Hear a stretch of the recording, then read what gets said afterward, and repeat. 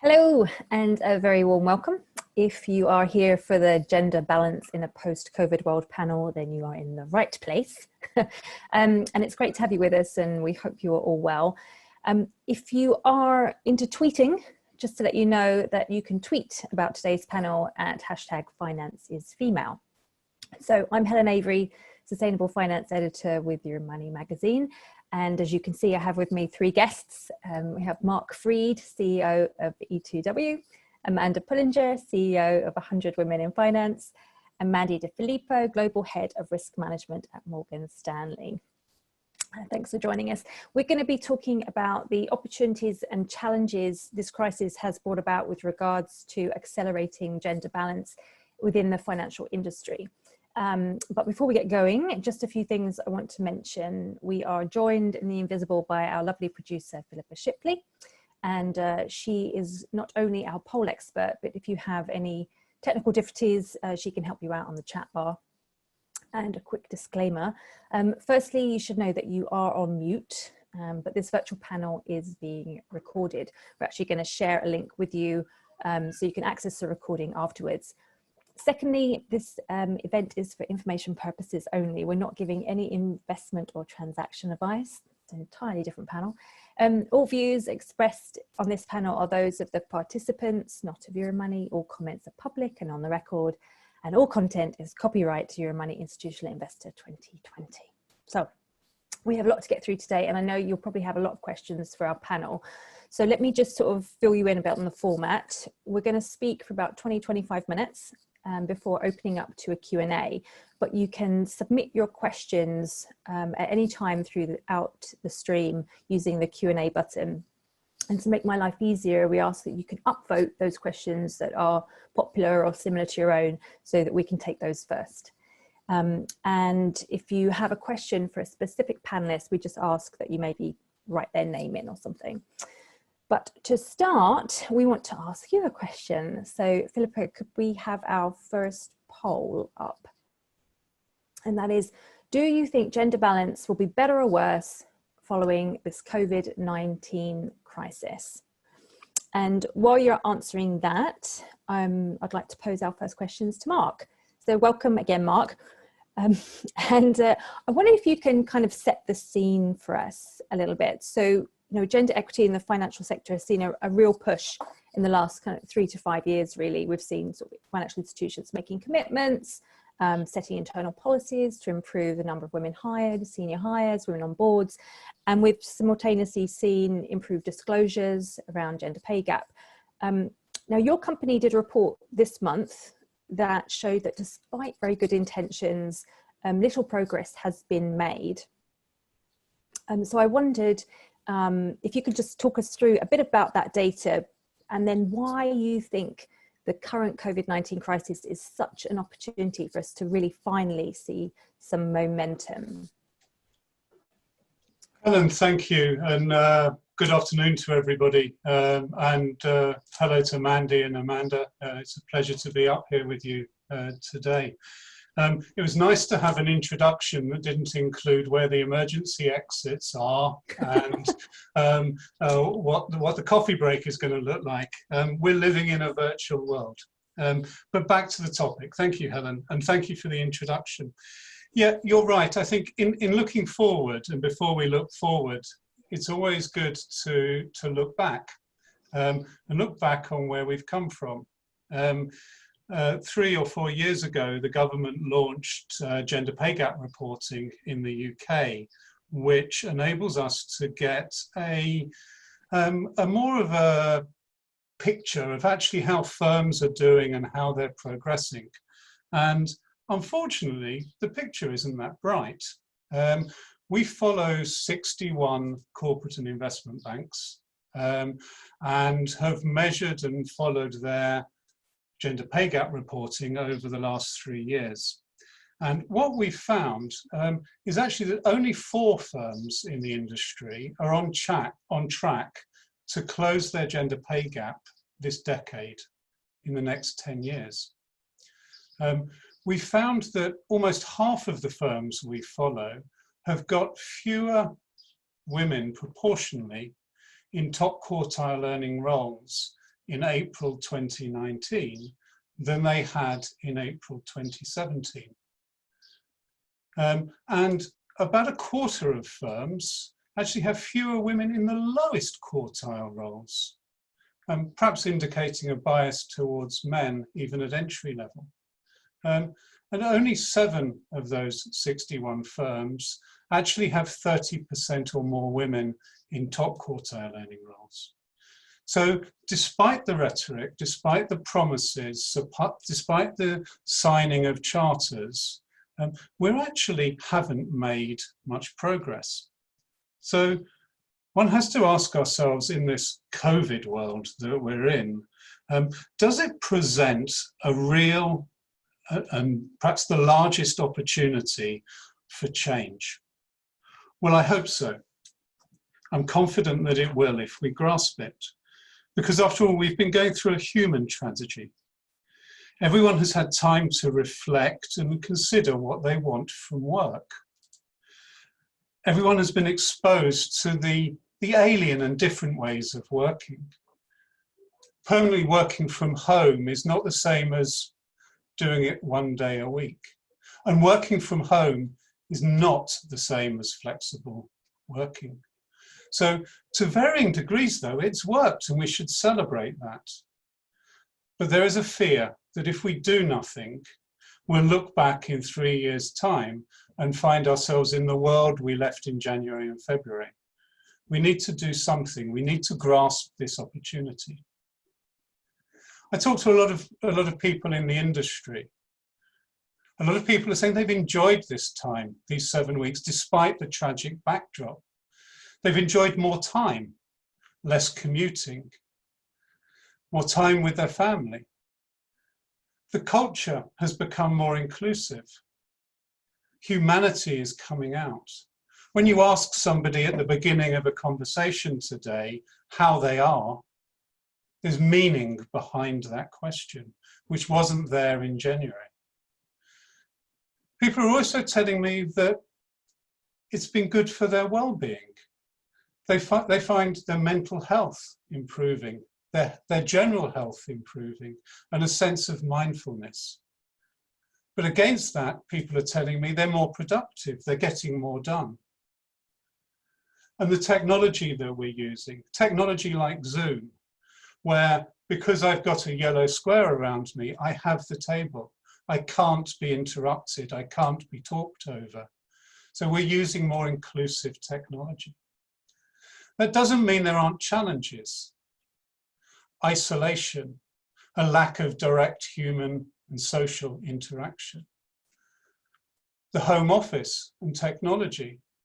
A lot of members are telling me that the only opportunity they get to talk to people is voice only because their firms haven't adopted Zoom or Teams or other technology, or broadband speeds and other equipment. We're also talking about the need to change management and the way we lead. The way we operate and manage in this virtual world is different, and the world that we're going to come onto is different. But let's face it, we've busted some myths. Who would have, if you'd asked somebody in January whether 80–90% of the city could work from home for 8, 9, 10, perhaps indefinitely weeks, they would have laughed at you. We've proven it can be done. So there is a route forward for change. There's also a business case for change. People have been saying that D&I is a business imperative for years.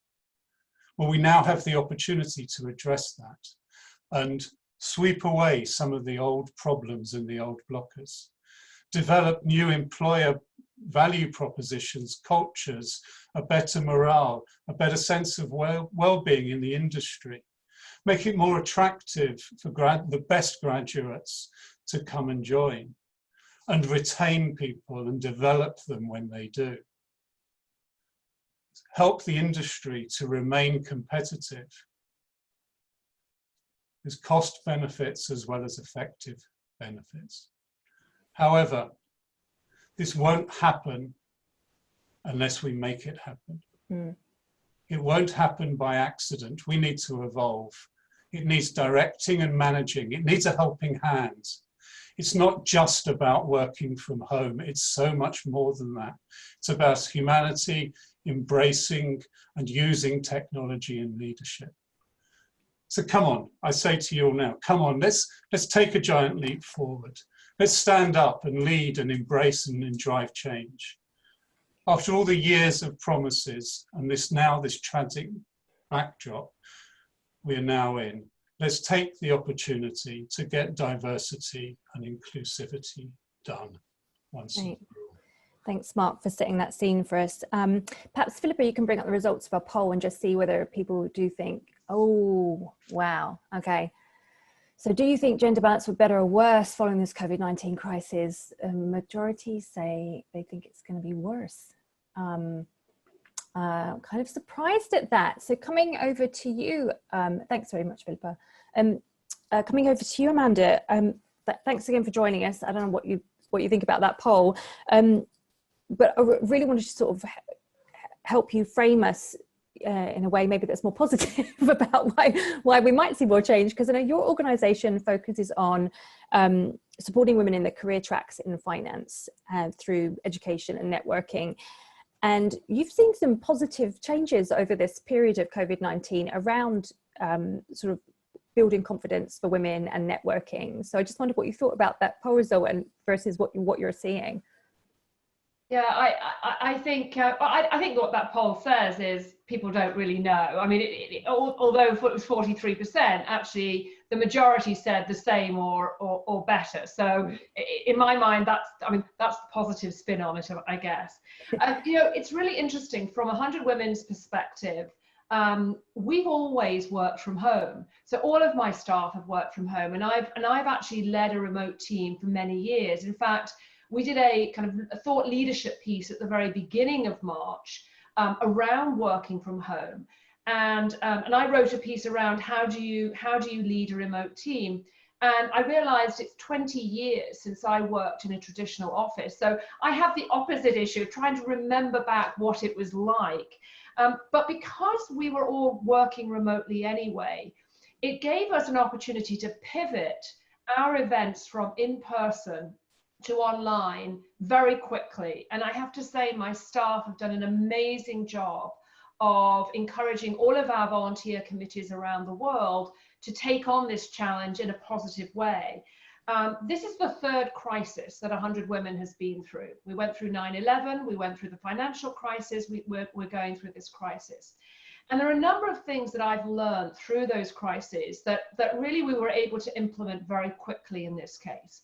One of them was that my message to my staff and to the volunteers who are part of 100 Women's organization, we have about 500 active volunteers in 24 locations across 4 continents, was that in a crisis, we have to focus on what we can do, not on what we can't do.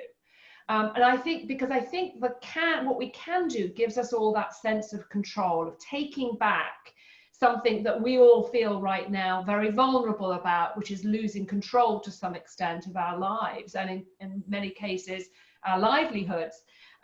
The other thing that I encouraged my staff and our volunteers to do was to not cancel. I think in a crisis, our initial reaction is to say, okay, we're going to cancel everything and hunker down. And as human beings, that's exactly the opposite of what we need, actually. What we need is connectivity and continuity. So what we said was, actually, let's reimagine everything that we do in person. Let's figure out what we can do with technology.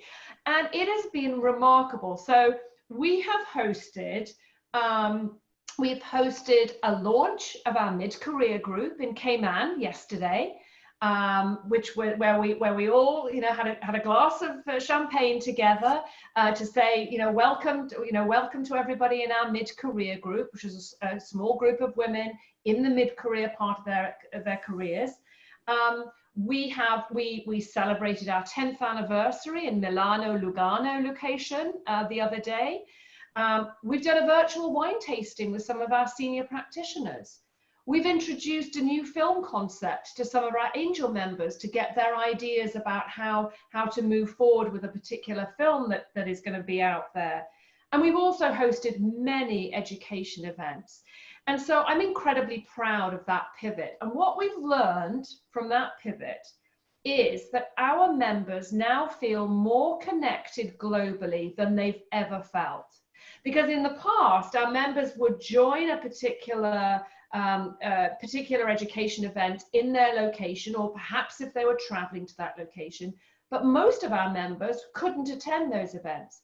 Now, our members can attend events all over the world live, or they can watch them on demand afterwards. So we're hearing from our members that this period of time is actually bringing enormous value to them as being part of this global network. And I think that has really boosted the confidence of many women around the world who are members of 100 Women by being able to continue to be connected with their peers, to continue to learn, to continue to be exposed to all of the different views out there. I mean, we've had 4 female chief economists speak to us over the last 6 weeks. Amazing. And that's another thing. We've been able to create greater visibility for women in this industry. Not just those who are the superstars of the industry and those that are seen as successful, but actually for our committee members around the world, they've now been visible to a global community. And so I think that way of engaging our members has been really positive. And we will continue with this virtual programming beyond COVID. I think we've also learned that virtual connections are pretty good. It's not the same as in person, but actually the more you do it, the more you're comfortable with it. And so, I think back and think, why on earth haven't we used Zoom before? I've now met with all of our committees around the world virtually during this period of time. I'm going to continue to do that. Now, hopefully I can get back on a plane and travel at some point to a number of our locations, but actually the virtual is pretty good. I think there's something really interesting about building relationships during this period of time. We are all right now looking into each other's homes. There is something very personal about this period of time. Not only are we sharing a collective experience by all being at home, but actually I believe we are in a position where we can be more vulnerable, we can open up more as human beings to our clients, to our colleagues. And I think what's interesting is that women in the past have felt very nervous about being vulnerable, about talking about feelings, about even exposing the fact that they have a family and they have a home life and they have family responsibilities. I think it's been interesting to have conversations with men who are now realizing all that women have kind of had to deal with in the past, because they're now part of this. Now, let's see how that continues post-COVID. But I think that what I've been saying to our business development women, so we've had a number of peer groups for our business development women in the industry, is what they're saying is actually it's easier to get to investors right now. And the relationships they're building with investors, with clients, feels like it's much deeper. And so what we're saying to women who are part of our organization is use this opportunity to network in a way that is actually very authentic to most women. Talk about your kids, talk about what's going on in your household, talk about how you're feeling. And it's something that I think is very positive, is that from a networking perspective and from a sales perspective, I think that we now have a period where there's a level playing field. In the past, men typically would network in person around the water cooler, having a beer after work, and out on the golf course. They don't have that right now. And I see men, the conversations I've had with men, I think has been harder for men to adapt to this new way of working than it is for women. And so I do think that there is something about this period of time where there is an opportunity for women to really step up in terms of networking. As Mark said, we've learned that the industry can function really well. Actually, it works for us. And I think one of the things we've got to got to continue to talk about is the business case for this work from home, being adaptable, being flexible in terms of the workplace. And it's not just about gender. I've had conversations with people who have disabilities, and they've said this period of time has been wonderful for them because they've been much more productive. They haven't had to worry about their disability because they're set up at home to deal with it, versus having to get into the office and deal with an office environment. So I think there are elements of this that are really positive.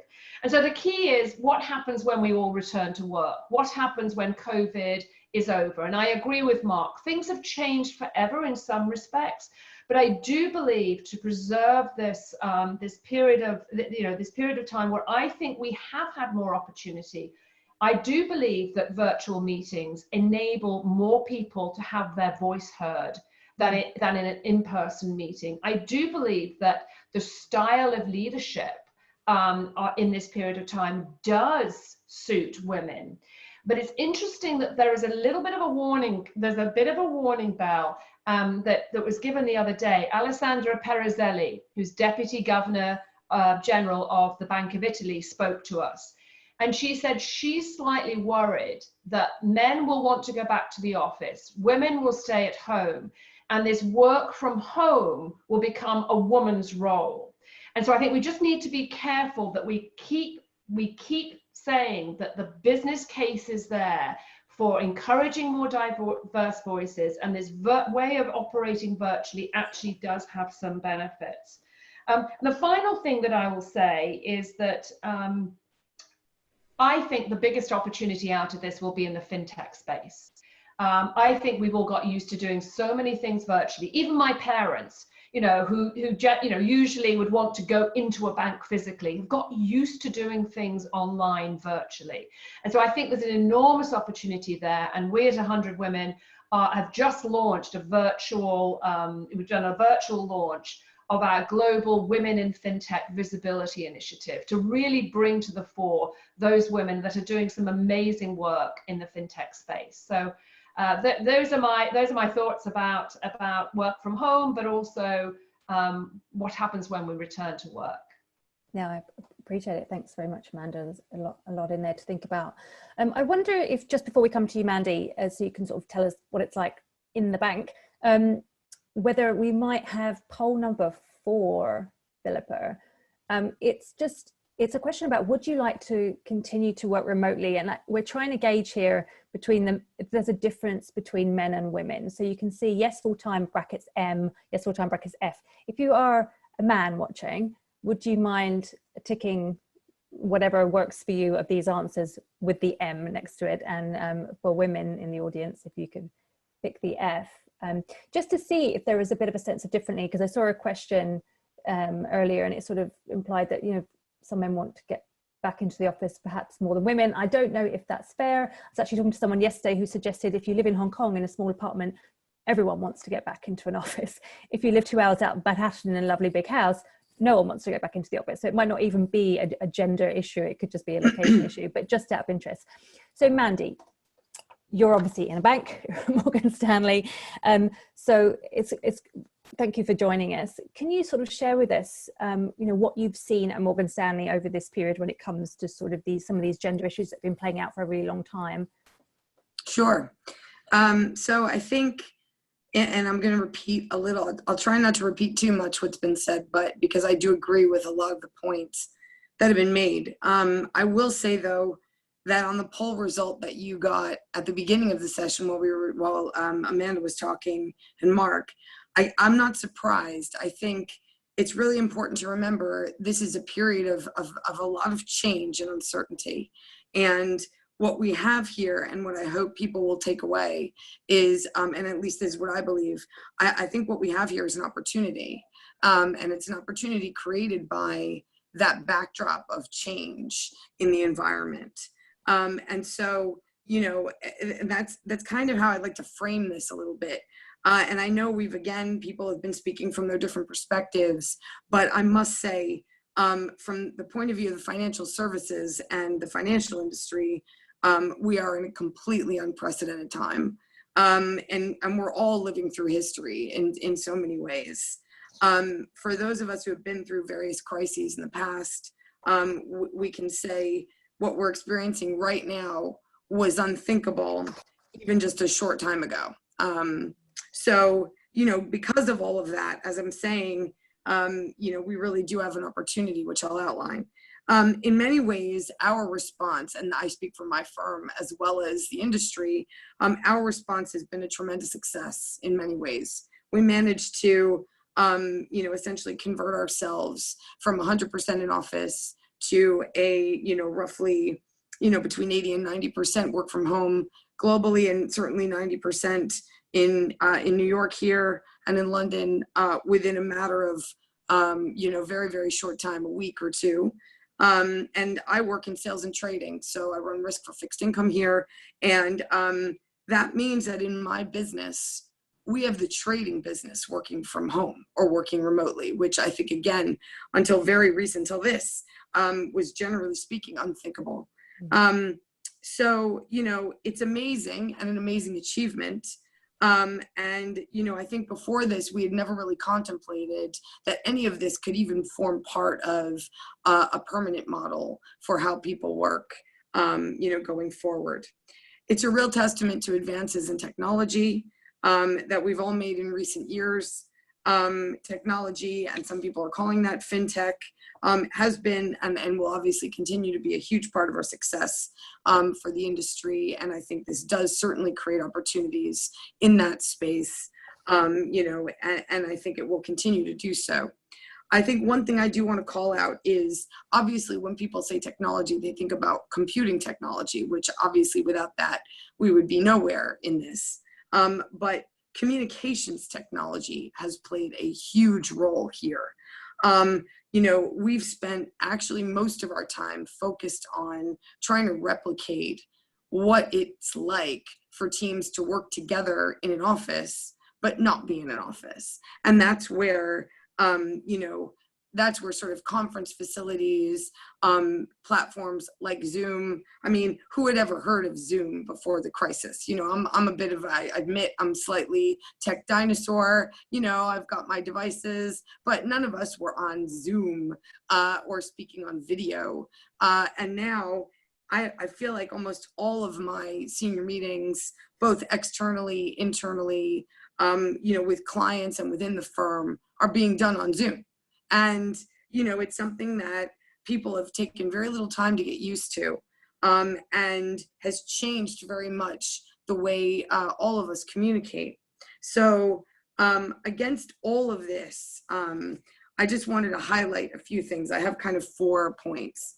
And a lot of this is going to reiterate, perhaps from a different perspective, what we've already been talking about. So we've all had to change how we operate. Everybody in my industry certainly has done that. And I think it's really important to say that's not just for people working from home. I'm actually in an office environment here. I've had to change how I work as well.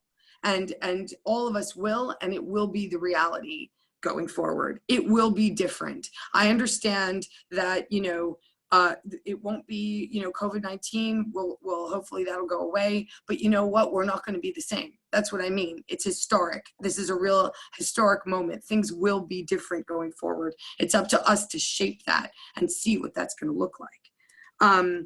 You know, this has created a whole different emphasis, and Amanda, you touched on this before, on how we network, how we build relationships. And, you know, that's going to continue. Once you start talking to people about your personal circumstance, you don't stop doing that. It's a human thing. Once you pass that boundary, it continues. And I think, you know, that will change how we interact as a business matter going forward, which I think is, you know, it's so interesting. You know, and video communications technology also changes the dynamic. As I was saying, all of our meetings are on Zoom. This is really different from in-person meetings. You know, people pay attention. I'm sure everybody's noticed this on this panel. People pay attention differently. You're focused on what you see in front of you, on the different frames a person's speaking, in a way that I don't think happens in an in-person meeting with many people. People can't interrupt. There's no real ability to talk over someone. I think that is crucially important, because I think, you know, certainly when you look at the context in an in-person meeting of majority versus minority, whatever those groups are, you know, often people in those minorities, in those minority groups, be it women or otherwise, often experience frustration at being interrupted or having a hard time finding the floor. And I think what I've certainly noticed, and I think many of my colleagues have as well, is that that doesn't happen in a virtual meeting. Also, the other thing that I think is interesting is body language, very different. It's virtually eliminated when you're talking about a meeting on video. Certain aspects are obviously there, but there's other dynamics created by people being physically present that again can make groups behave more exclusively. And I think that doesn't happen so much in a virtual meeting. And so all of that, you know, and the fact that people are, I believe, going to continue to use Zoom going forward and use these formats, even when many of us are back in offices, I think it's a game changer. And I think it's very, very important, you know, and creates an important opportunity for us to change the game in a way between majority and minority groups and create inclusivity in those environments. I already said this, change creates opportunity for more change. You know, this is a period of change. People have already had to change themselves and how they work. And I think you're also hearing industry leaders in financial services speak, you know, more than they ever have about perhaps changing footprint, realizing that different ways of managing your population can work. I don't know that I totally agree with the points made so far that people are more productive in a remote working environment. I think some people are. I think some people aren't. We'll get to that when I talk a little bit about challenges that I've seen, but I do think that this does, you know, this does allow our industry leaders, the people leading our firms, to perhaps think more creatively about how to use office space, where the office space needs to be, where people need to be, and when they need to be there. And I think all of those things have been called into question, and I think we've proven that, you know, there are many, many options for more flexible ways of thinking around those topics. I also think seeing is believing, which again, you know, it's sort of the point around, you know, we've seen this work well, so people have some confidence in executing new strategies. I think it also lays the groundwork for people to see that a flexible working arrangement can be okay, even in areas of financial services where everyone sort of assumed it was impossible. Trading business, sales, you know, those kinds of frontline things where people felt that they needed to be in person with clients. I think now that everybody is in a virtual environment, you know, perhaps we won't have to travel so much to go to that meeting. Perhaps people will be used to doing things, you know, in this format, which would be different and just as effective. One thing I think is really important, though, and everyone has spoken about this, flexible working as something that has been proven in this time. I think it does open, you know, it does open the opportunity to have those discussions and to introduce that into the workplace. I really don't see this as, and I think it's important that we emphasize, this is not just for women. This is an issue for families. It's an issue for life and balance. It's an issue for men and women, and for everyone. So I really do, you know, want to emphasize that. I think a lot of the people that I've spoken to who have seen benefits in working flexibly from this, they're not all women. And, you know, again, I think there are actually some unique stresses that I see from the at-home working environment that I think actually have made some women say, you know, this flexible working has been great, but I really would love to come back to an office environment. So I really don't want people to take away that that's a women's thing. I actually think one of the areas where it's going to make my industry more attractive is with young people, because one of the things that we've really struggled with is attracting young people to a traditional office environment. And I think now we might be able to talk to them about more flexible arrangements for how they arrange themselves. So I think those are some of the positive things I see as opportunities. I'll quickly run through some challenges, and then Or do you want me to talk about something No, I'd else? love to hear your challenges. I just want to bring up the answers to the poll. Sure. Just, you know, as you sort of laid out, it's not really a male-female thing. So, No. but just out of interest, what do we got here? And I don't know whether our audience is majority women, so I don't know how much we've got sort of a good sample. Mm-hmm. But we have here part of it looks like women would prefer, of our audience, women prefer to work remotely part of the time, and men too. No one prefers being, well, there's not much a few prefer to be in the office. Yeah, there's a few. No, I prefer being in the office. Yeah, so that's interesting. But no, but of our male respondents, none of them wanted full-time to work remotely. So yeah, I mean, I guess as we'd expect, this flexi working for everyone seems to be the preference. That's my take. Can I just, I think one thing I would emphasize that in terms of, you know, the sort of the flip side, I think some of the risks and challenges that I think we need to address, and I think you probably saw it in certainly the first poll. I really do, I really am concerned, and something that we focus a lot on here is, I think with all of the success with flexible or remote working, junior people can be left behind in this environment. I think this again is something that Amanda talked about, but people with less experience or have had less time to build networks may find it harder to get traction and to ensure that they are included when in fact they're not in sight. And I think one of the things that we've focused a lot on in making sure that we run our women's networks, family networks, senior, you know, sort of OPCO breakfasts, things like that, where we've included junior people, is we want to make sure that we don't, you know, that we don't leave them behind and we don't lose the opportunities people get from being on the desk and someone more senior saying, hey, why don't you come with me to this client meeting? I think you'll find it interesting. We really do need to be mindful of that.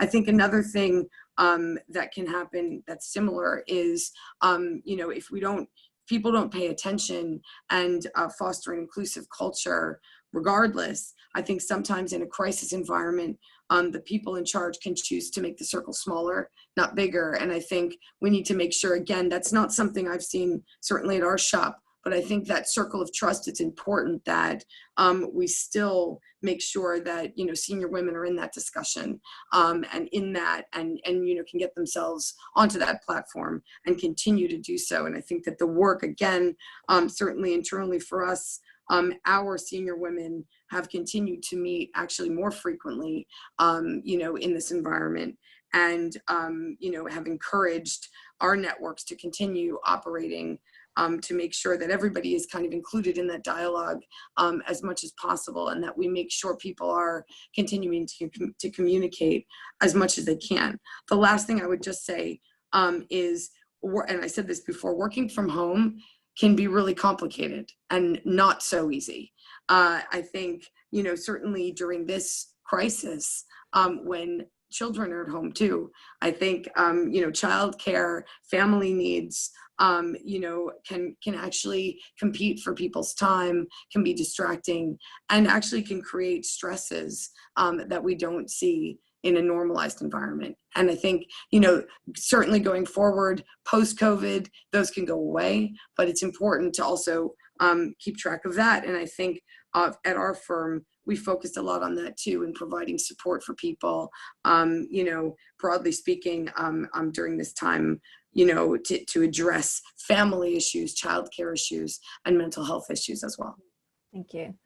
So we've got about 10 minutes left and we have quite a lot of questions to get through. So I'm going to do a bit of a fire round, if that's okay, and ask you to see if you can keep your answers fairly brief so we can get through some of them.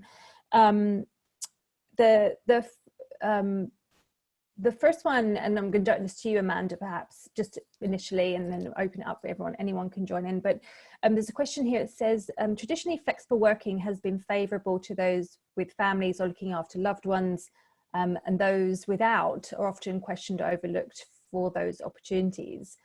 How can we reframe the conversation once we go back to the office that it's a bit more equally weighted? And I would add to that, working from home has tended to be a thing we think of for women.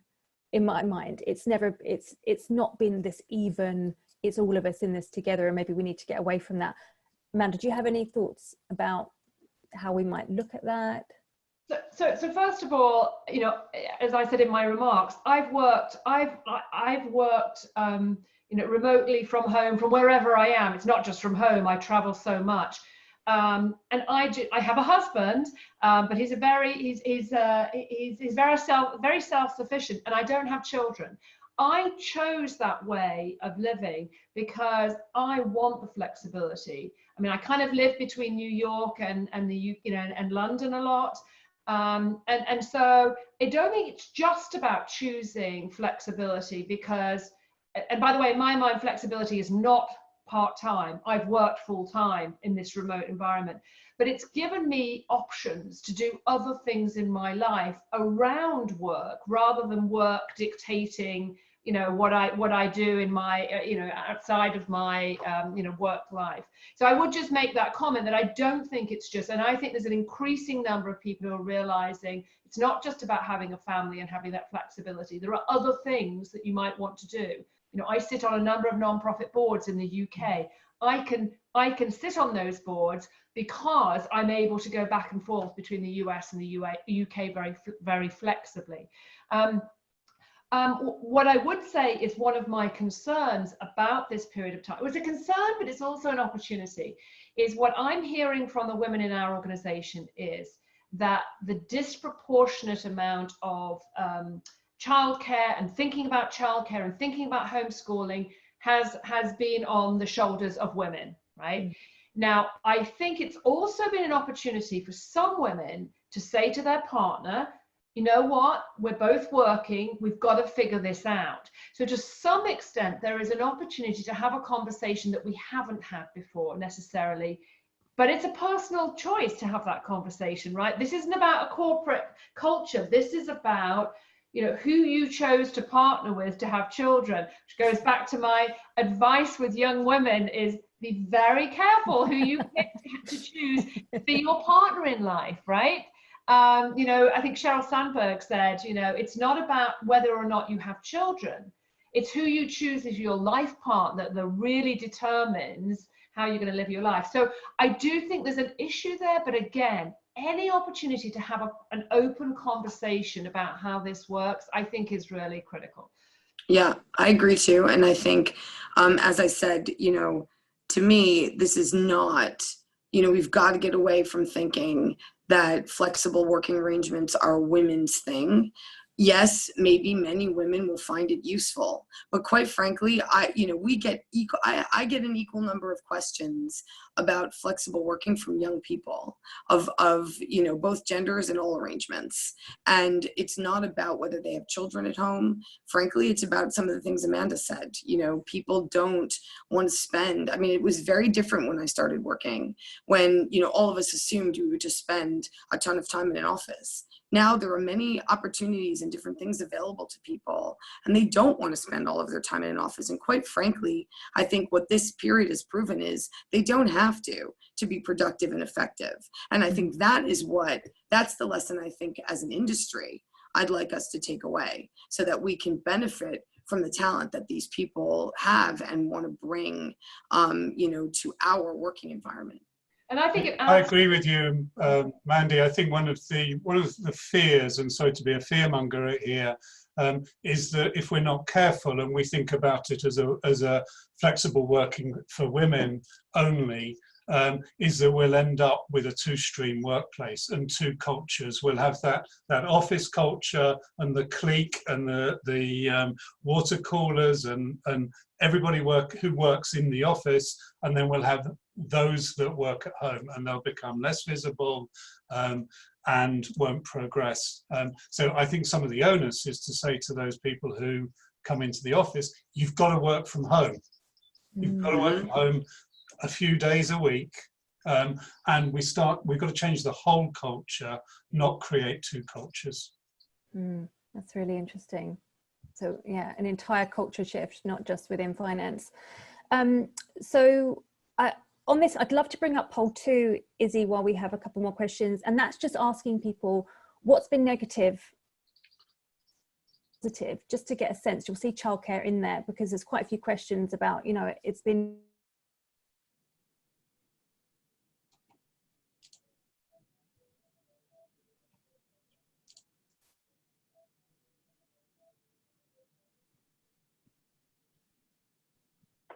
connection with your team, relationship with your family, childcare, and then same again, which of those have been positively impacted? And you can answer as many as you like, and maybe you answer the same for both, who knows, there's ups and pros and cons and all of those. While that's taking place, there is a question that I wanted to ask about. A couple of people asked about job losses. We're expecting big job losses during this time, and at some point they'll be hiring back, and that might be a real opportunity for the financial sector in particular to sort of make some, you know, what it's been promising it's going to do for a long time, but it has been very difficult to do because it takes a while. Maybe that's the opportunity to sort of have a leg up.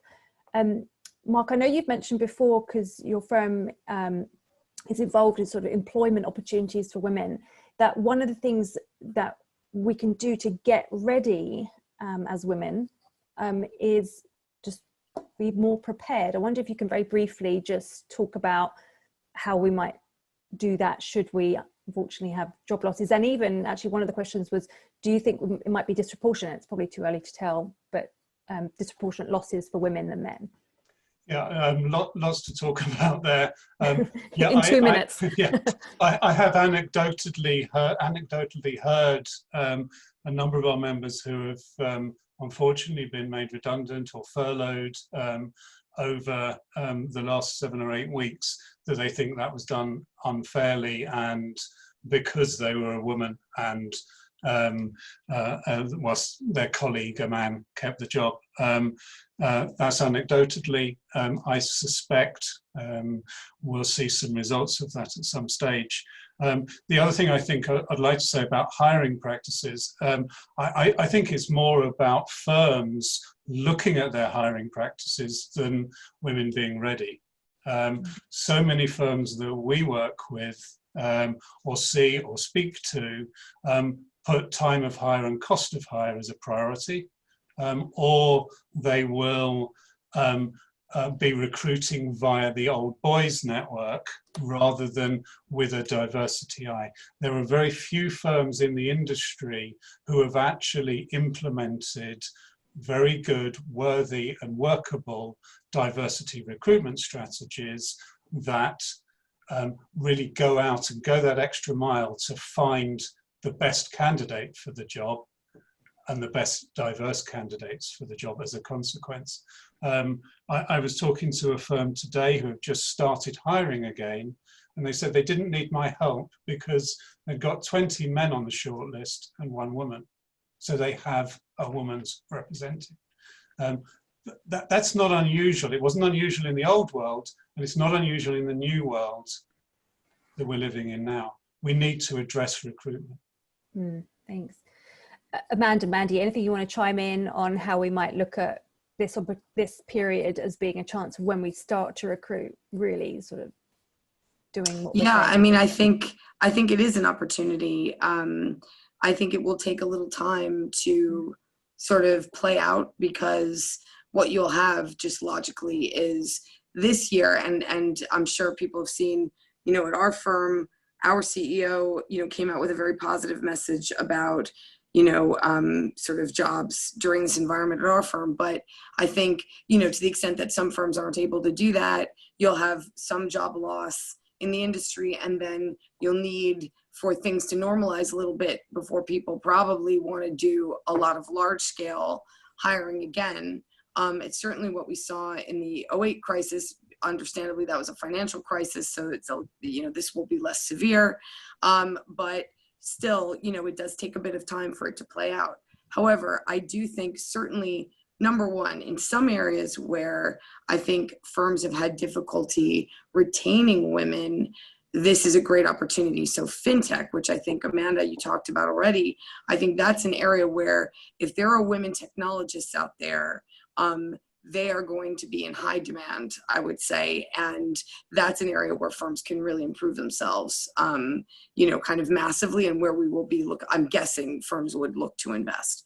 And then in addition, you know, those of us who are focused, and certainly in my shop, we are very focused on, you know, at the leadership level, on fostering diversity within, you know, kind of within our teams. Again, obviously, people movement is always an opportunity.